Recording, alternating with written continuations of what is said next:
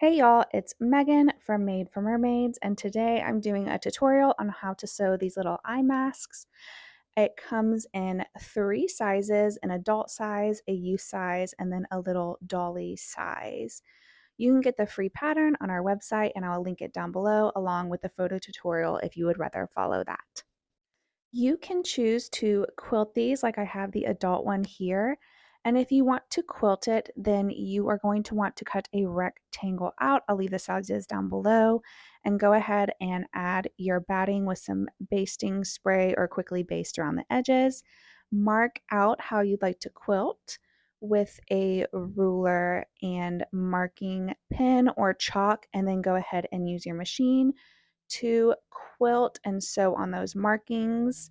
And then after you do this is when you will cut your main fabric out. You're going to need to cut one main piece and then one lining piece, and then also cut a batting or fleece piece out. I only had fusible fleece on hand, so that's what I'm using in this tutorial. You do want to mark on your main pieces the little markings on the pattern piece. That's where you're going to put your elastic. Then you need one back band piece, and then you need one piece of elastic. The first step is going to be to take that back band piece and you are going to press it right sides together, and then take it to your sewing machine, and we are going to stitch this together with a 1/4 inch seam allowance.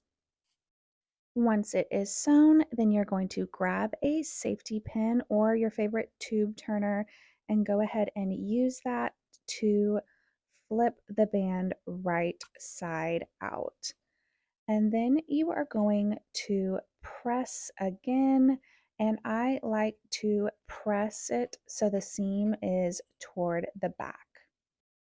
Then you're going to grab a safety pin again and your elastic, and you're going to feed the elastic through that back band.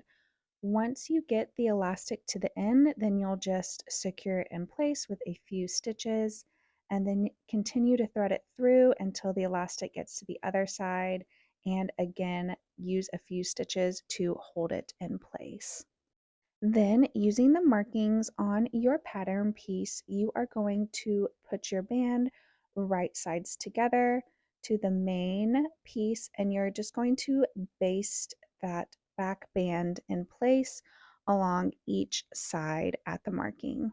Then grab your lining place and you're going to put it right sides together, and you're going to pin it in place along the sides, making sure that the edges are matching up and that that back band is tucked in and out of the way.